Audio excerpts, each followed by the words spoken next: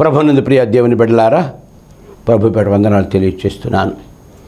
దేవుడు ఈ చక్కని పరిచర్య మాకు ఇచ్చాడు. మాకు యోగ్యత లేదు, అర్హత లేదు, బలం లేదు, అయినప్పటికీ దేవుడు నడిపిస్తున్నాడు. మా నాన్నగారు ఏమన్నారంటే, సంగీతరావయ్య గారు, నాయన దేవుని పని నేను నమ్మకంగా చేశానురా, నువ్వు కూడా నమ్మకంగా చేయి నాయన. ఎక్కడ నువ్వు పని చేస్తానో ఒక డబ్బు కోసం ఆశించొద్దు నాయన అన్నాడు. నువ్వు ఎక్కడ పని చేస్తున్నావో అక్కడ డబ్బు కోసం ఆశించొద్దు నాయన. దేవుని పని దేవుడు ఇస్తాడులే, దేవుడు చేస్తాడు. హబక్కూకు గ్రంథంలో ఒక చక్కని మాట నేను మొన్న చదివాను.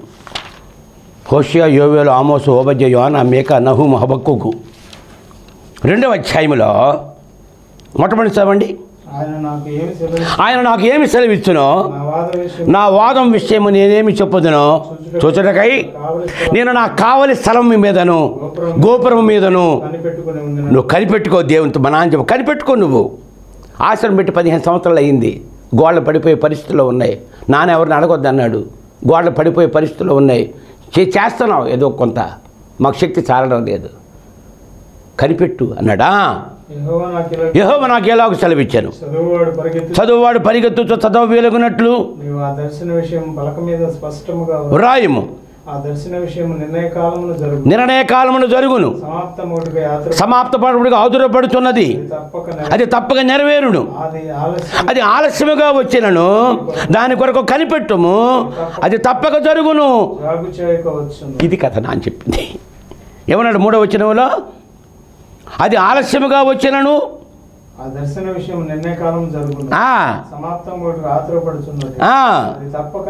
నెరవేరును. అది ఆలస్యముగా వచ్చినను దాని కొరకు కనిపెట్టుము, అది తప్పక జరుగును. ఇది మా యొక్క ఆలోచన. 15 సంవత్సరాలు కరెంట్ లేదు మా ఆశ్రమానికి. విజయవాడలో నల్లగుంటలో ప్రార్థన చేస్తే కరెంటు ఇప్పుడు ఇచ్చాడు. ఎప్పటి నుంచో విజయబాబు ఎక్కడి నుంచో అక్కడ వాళ్ళకి డబ్బులు ఇచ్చి వీళ్ళకి డబ్బులు ఇచ్చేస్తుండేవాడు. ఈనాటికి సొంత కరెంట్ వచ్చింది. ఇప్పుడు గోడలు కాంపౌండ్ లేదు, బాత్రూమ్ సరిగా లేదు, కట్ట పడేయాల, మందిరం గోడలు పగిలిపోతున్నాయి. కనుక మరి దేవుడు చేస్తాడని, ఎలా చేస్తాడో మాకు తెలియదు. దేవుని పని ఆయనకు అప్పగించాం. కనుక నా ప్రియ సహోదరి సహోదరులారా, మరి దేవుని పరిచర్య చేయడానికి దేవుడు ఈ చక్కని అవకాశం ఇచ్చాడు. కనుక దేవుని మాటలు చెప్పాలి. మత్తయి సువార్త 28వ అధ్యాయంలో ఏమంటున్నాడు అక్కడ? 28 యేసు ప్రభు వెళ్ళిపోతూ చెప్పిన మాట ఏమిటి? 28:18 పరలోకమందును భూమి యందును నాకు సర్వాధికారం ఇవ్వబడి ఉన్నది. కాబట్టి మీరు వెళ్ళి సమస్త జనులను శిష్యునిగా చేయుడి.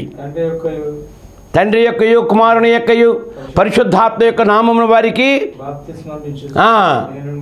నేను మీకు ఏ సంగతులు బోధించుతునో వాటన్నిటిని గైకొనవలెనని వారికి బోధి. ఇది యేసయ్య చెప్పిన మాట.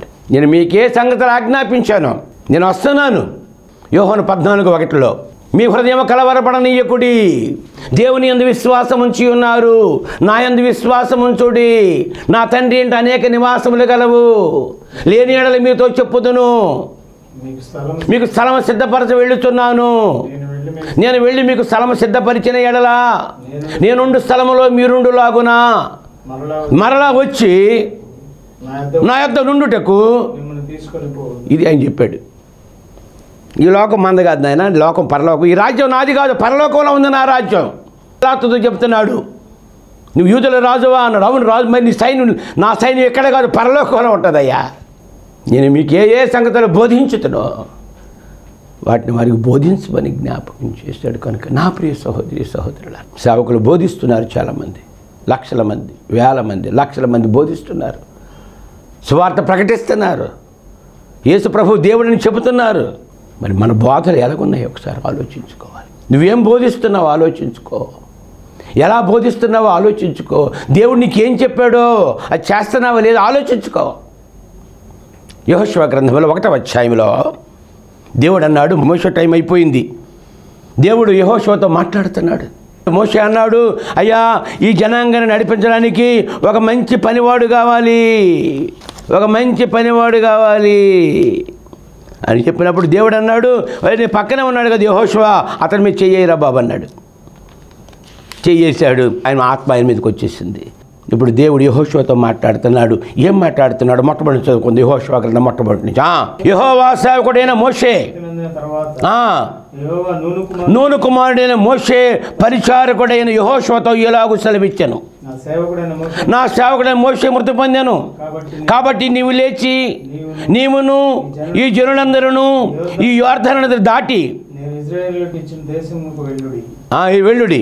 నేను మోషేతో చెప్పినట్లు మీరు అడుగుపెట్టి ప్రతి స్థలమును మీకు అరణ్యమును ఈ లెబానోను మొదలుకొని మహానది అయిన యూఫ్రటీస్ నది వరకు హిత్తీయుల దేశమంతయు పడమట మహాసముద్రం వరకు మీకు సరిహద్దు.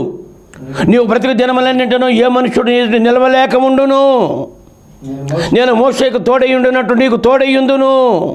నిన్ను విడుమను, నిన్ను ఎడబాయను. నిబ్బరము కలిగి ధైర్యముగా ఉండుము. వారికి ఇచ్చదనని నేను వారి పితరులతో ప్రమాణం చేసిన ఈ దేశమున నిశ్చయముగా నీవు ఈ ప్రజలను స్వాధీనము చేసేదవు. మోషే స్వాధీనం చేయలేకపోయాడు, ప్రారంభించాడు కానీ మధ్యలో నిష్క్రమించాడు. యెహోషువ ఆ పనిని పూర్తి చేశాడు. బా, ఎంత ఆధిక్యత! యెహోషువ ఎంత అదృష్టవంతుడో! దేవుని ప్రజలకు నాయకుడైపోయాడు. ద ఎండ్ స్వాస్థ్యానికి తీసుకెళ్ళాడు. అద్భుతాలు, యుద్ధాలు చేశాడు. ఎందుకంటే దేవుడు అతనికి తోడుగా ఉన్న వాగ్దానం చేస్తాడు. నీకు నిబ్బరముగా ఉండు, నీకు తోడుగా ఉంటాను. నేను మోషేకి ఎలా తోడుగా ఉన్నానో ఈరోజు దేవుడు అక్కర్లే. దేవుడిచ్చేవన్నీ కావాలి, దేవుడు మాత్రం అక్కర్లే. దేవుడిచ్చేవన్నీ కావాలా. అయితే నీవు నిబ్బరము కలిగి జాగ్రత్త పడి బహుధైర్యముగా నుండి నా సేవకుడైన మోషే నీకు ఆజ్ఞాపించిన ధర్మశాస్త్రం అంతటి చొప్పున నువ్వేం చేయాలంటే, మోషేకి ధర్మశాస్త్రం ఇచ్చాను, దాని చొప్పున నువ్వు చేయాలి. అబ్బాయి, నీవు నడుచు ప్రతి మార్గమును చక్కగా ప్రవర్తించినట్లు దాని నుండి కుడికి కానీ ఎడమకు కానీ తొలగకు. స్ట్రైట్గా పోవాలంతే. నేనేం చెప్పానో చేయాలంతే. కుడికి కానీ ఎడమకు కానీ తొలగిపోకూడదు. ఇక్కడ రాశాడు 8వ వచనంలో, ఈ ధర్మశాస్త్ర గ్రంథమును నీవు బోధించక తప్పిపోకూడదు. దాని నుండి వ్రాయబడిన వాటన్నిటి ప్రకారము చేయుటకు నువ్వు జాగ్రత్త పడినట్లు దివారాత్రము దానిని ధ్యానించిన ఎడలా. ఇది కథ. యెహోషువ 1:8 ఎంత చక్కని మాట రాశాడో. నీవు ఈ ధర్మశాస్త్ర గ్రంథమును నీవు బోధించక తప్పిపోకూడదు. దానిలో వ్రాయబడిన వాటన్నిటి ప్రకారము చేయుటకు నీవు జాగ్రత్త పడినట్లు దివారాత్రము దాన్ని ధ్యానించిన ఎడల నీ మార్గమును వర్ధిల్ల చేసుకుని చక్కగా ప్రవర్తించదవు. తిమోతి రాసిన పత్రిక 4వ అధ్యాయంలో తిమోతికి చెప్తున్నాడు పౌలు గారు. ఏమని చెప్తున్నాడో 4:11, ఈ సంగతులను ఆజ్ఞాపించి బోధించుము. నీ యవ్వనమును బట్టి ఎవడు నిన్ను తొడేకరింపనీయకము, కానీ చెబుతున్నాడు మాటలోను ప్రవర్తనలోను ప్రేమలోను విశ్వాసములోను పవిత్రతలోను విశ్వాసులకు ఎలా ఉండాలి? మాదిరిగా ఉండాలి. మాటలోను ప్రవర్తనలోను ప్రేమలోను విశ్వాసములోను పవిత్రతలోను విశ్వాసులకు మాదిరిగా ఉండాలి. తర్వాత నేను వచ్చే వరకు చదువుట యందును హెచ్చరించుట యందును బోధించుట యందును జాగ్రత్తగా బోధించాలా అని పౌలు గారు ఆ యొక్క తిమోతి ఆ సేవకుడికి, ఆ కుమారుడికి జ్ఞాపకం చేస్తున్నాడు. ఇక్కడ ఏమన్నాడు? నేను వచ్చే వరకు చదువుట యందు హెచ్చరించుట యందు బోధించుట యందు జాగ్రత్త. ఎందుకు జాగ్రత్త? యాకోబు రాసిన పత్రిక 3:1 చదవండి. ఎందుకు జాగ్రత్తగా బోధించాలి?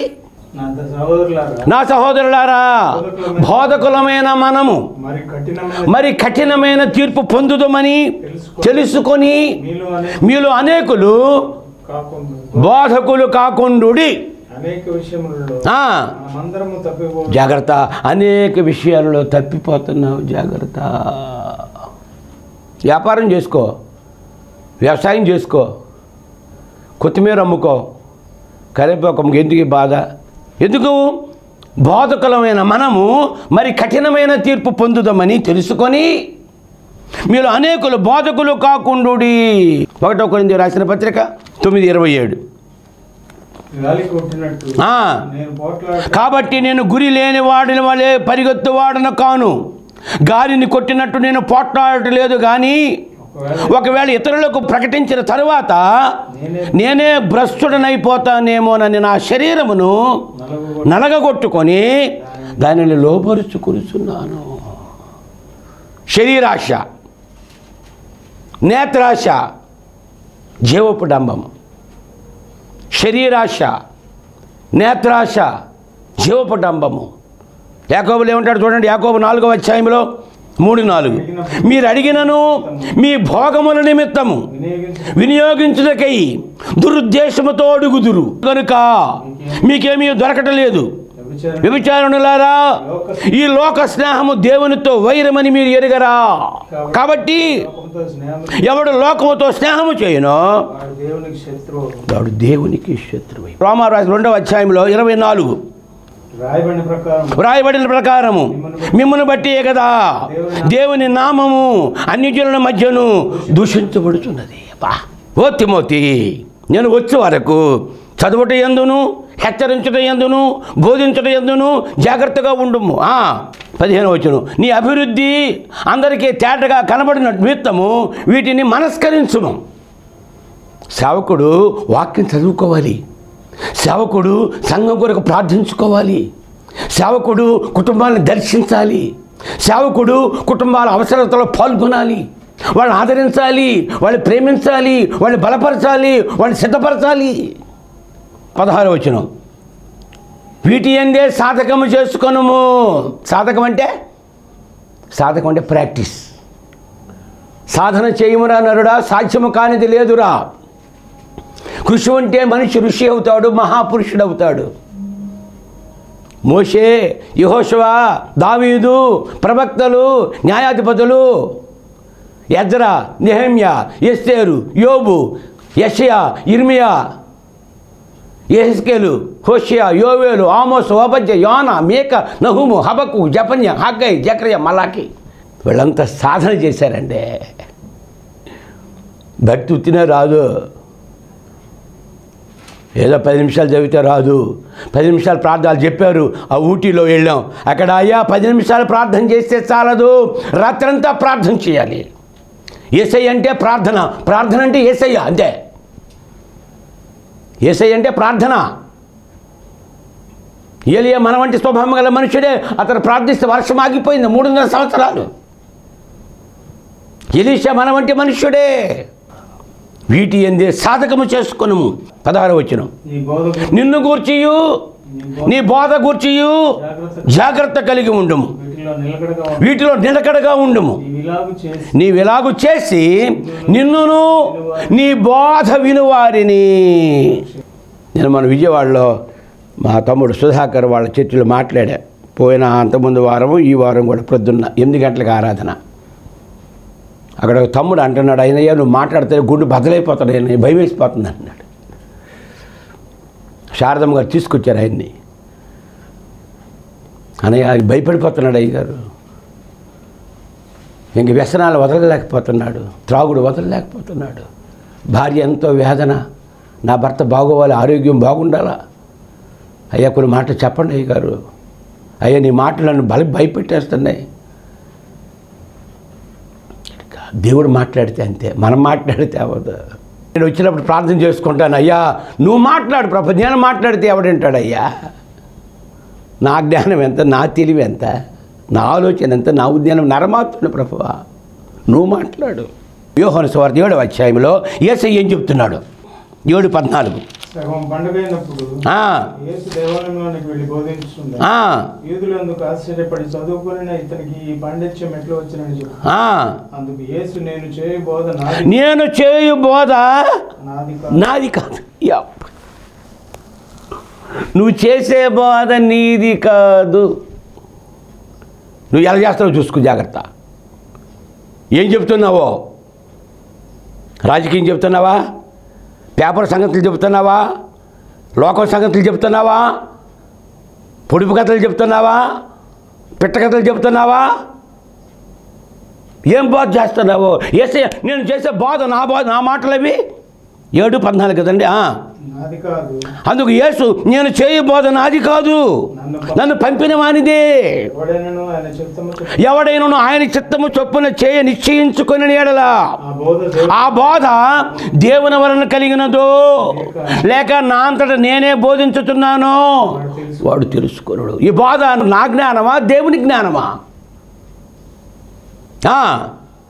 తనంతట తానే బోధించువాడు తన స్వకీయ మహిమను వెదుకును గాని తన్ను పంపిన వాని మహిమను వెదుకువాడు సత్యవంతుడా. ఆయన ఏ దుర్నీతి ఇయ్యలేదు. ఇయ్యలేదా?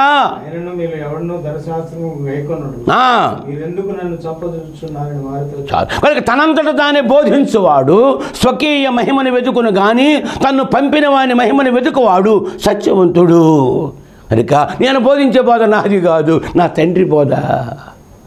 నా తండ్రి చెప్పిన సంగతులే నేను మీకు చెబుతున్నాను, మీరు నన్ను నమ్మరు అని యేసయ్య ఎన్ని మాటలు జ్ఞాపకం చేశాడో. యోహాను సువార్త 5వ అధ్యాయంలో 39 లేఖనముల యందు మీకు నిత్యజీవము కలదని తలంచుతున్నారు, వాటిని పరిశోధించుతున్నారు. మీరు నా యొద్దకు రానొల్లరు, నేను మనుషుల మహిమ పొందిన వాడిని కాను, నేను మిమ్మల్ని ఎరుగుదును, దేవుని ప్రేమ మీలో లేదు, నేను నా తండ్రి నామమున వచ్చి ఉన్నాను, మీరు నన్ను అంగీకరింపరు, మరి ఒకడు తన నా వచ్చిన ఎడల వారిని అంగీకరింతురు. యేసయ్య నా మాటలు నావి కాదు, నా తండ్రి మాటలు అని ఇక్కడ ఆయన బోధ చేస్తున్నట్లుగా మనం చూస్తున్నాం. కనుక నా ప్రియ సహోదరి సహోదరులారా, నీ బోధ ఎలా ఉంది అని ఇక్కడ జ్ఞాపకం చేస్తున్నాడు. మత్తయి సువార్త 5వ అధ్యాయంలో కొన్ని మాటలు జ్ఞాపకం చేస్తాను. ఈరోజు నువ్వు బోధిస్తున్న బోధ ఎలాగుంది? ఏం బోధిస్తున్నావు? ఎలా తయారు చేస్తున్నావు నీ బిడ్డల్ని? నీ బిడ్డల్ని పెద్ద పెద్ద స్కూల్లో జాయిన్ చేస్తుంటావు లక్షలు పెట్టి. నీ విశ్వాసుల సంగతి ఏమిటి? ఇది నా ప్రశ్న. నీ బిడ్డలు డాక్టర్లు చేస్తున్నావు, ఇంజనీర్లు చేస్తున్నావు, నీ ఆత్మీయ బిడ్డల సంగతి ఏం చేస్తున్నావు? రేపు దేవుడు నీ బిడ్డల గురించి అడగడు, నీ ఆత్మీయ బిడ్డల గురించి అడుగుతాడు నిన్ను. వారికి ఏం బోధిస్తున్నావు? వాళ్ళని ఎలా తయారు చేస్తున్నావు? వారు ఏ స్థాయిలో ఉన్నారు? వారికి ఏం నేర్పించావు? అందరూ దేవుని ముందు నిలబడాలి ఒకరోజు. ఆ రోజు చెబుతాడు ఏమి నేర్పావు నువ్వు, ఏ బోధ చేసావో. నీ పిల్లలు బాగా చదివించుకుంటున్నావు, మంచిదే.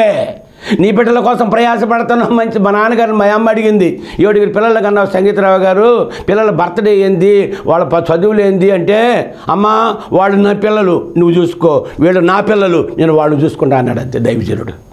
ఏ సంఘం నీకు అప్పగించాడో, ఏ కుటుంబాన్ని నీకు అప్పగించాడో ఆ కుటుంబాల పక్షంగా వాళ్ళకి ఏం బోధిస్తున్నావు? ఇలా చెప్తే అన్నయ్య కోపం అండి అంట. జాగ్రత్త, బోధకుల కఠినమైన తీర్పు ఉంటుంది, జాగ్రత్త. బోధకులు కాకుండా వ్యాపారం చేసుకో, వ్యవసాయం చేసుకో, కరెంటు మీద చెయ్యకు. దేవుడు అంటే కరెంటు చంపేస్తాడంతే. 40 లక్షల మంది చంపేస్తామన్నాడు దేవుడు మోషేతో.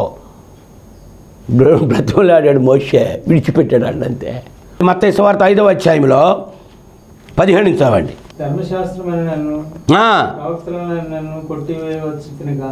నెరవేర్చుటకే గాని నేను కొట్టివేయటకు రాలేదు. అందుకే పాపమునికి పాపోహం పాపకర్మాహం పాపాత్మ పాప సంభవ త్రాహిమాం కృపయా దేవ శరణాగతి వత్సల అనిదా శరణం నాస్తి. ఇంకెవరు లేరు పాపాన్ని క్షమించేవాడు యేసు ప్రభువే. ఎందుకంటే యేసు ప్రభు పాపం లేనివాడు గనుక, పాపము ఎరగినవాడు గనుక. న పుణ్యో దాన ధర్మశ్చ న కర్మశ్చ పుణ్యం భవేత్ న పుణ్యో ప్రాణదానశ్చ జగత్పుణ్యం నహి నహి. సర్వపాప పరిహారో రక్త పురోక్షణం అవశ్యకం తద్రక్తం పరమాత్మేన పుణ్యదాన బలియాగం. దేవుడు మానవుడిగా వస్తాడు, దేవుడు పవిత్రుడు, దేవుడు నీతిమంతుడు, దేవుడు నిర్దోషి. ఆ రక్త తర్పణ చేస్తే కానీ మానవ పాపాలు పరిహారం కావు. మానవ పాపాలు పరిహారం అయితే తప్ప వాడు పరలోకానికి రాలేడు, నరకానికి పోతాడు. నేను ధర్మశాస్త్రం కొట్టివేయడానికి రాలేదు, నెరవేర్చడానికి వచ్చా. తర్వాత ఆకాశము భూమి గతించిపోయినే కానీ ఒక పొల్లైనను సున్నాయినను తప్పిపోదు. తర్వాత కాబట్టి ఈ ఆజ్ఞలలో మిగులు అల్పమైన ఒకదానినైనను మీరి మనుషులకు అలాగు చేయ బోధించువాడు ఎవడు వాడు పరలోక రాజ్యములో మిగుల అల్పుడను. తర్వాత అయితే వాటిని గైకొని బోధించువాడు. గైకొని బోధించాలా, గైకొనకుండా బోధించకూడదు. మత్తయి సువార్త 23వ అధ్యాయంలో మొట్టమొదటి చదవండి. అప్పుడు యేసు జనసమూహంతోనూ శిష్యులతోనూ ఇలా చెప్తున్నాడు. 23వ అధ్యాయం మత్తయి సువార్త చదవాలి తప్పకుండా. శాస్త్రులను పరిశీలనను మోషే పీఠ మందు కూర్చుండేవారు కనుక వారు మీతో చెప్పిన వాటిని అనుసరించి గైకొనుడి. అయినను వారి క్రియలు చొప్పున చేయకుడి. వారు చెప్పుదరే గాని వారు చేయరు.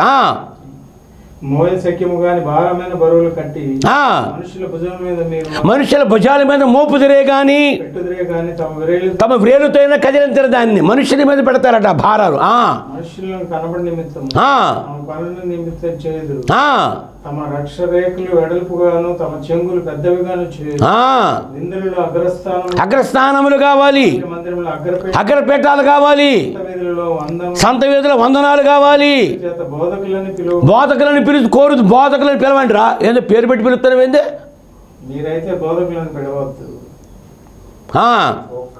మీరైతే బోధకులని పిలవబడవద్దు. ఒక్కడే మీ బోధకుడు. మీరందరూ సహోదరులు. తను తాను హెచ్చించుకున్నవాడు తగ్గించబడును, తను తాను తగ్గించుకున్నవాడు హెచ్చించబడును.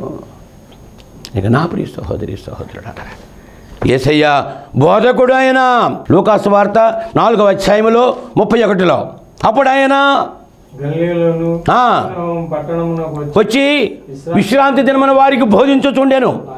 ఆయన వాక్యము అధికారముతో కూడినదై ఉండెను కనుక వారు ఆయన బోధకు ఆశ్చర్యపడిరి. ఆయన అధికారముతో బోధించాడు. నా ప్రియ సహోదరి సహోదరులాల, పరలోక రాజ్యము సమీపించమన్నది, మారు మనసు పొందుడి. దేవుని రాజ్యము సమీపించమన్నది, మారు మనసు పొందుడి. ఆయన బాధ, యేసయ్య బాధ ఇది, యోహాను బాధ ఇది, పౌలు బాధ ఇది. 1 దశలో 2:3 ఏలయనగా మా బోధ, పౌలు గారు చెప్తారు, ఏలయనగా మా బోధ కపటమైనది కాదు, అపవిత్రమైనది కాదు, మోసకరమైనది కాదు, కానీ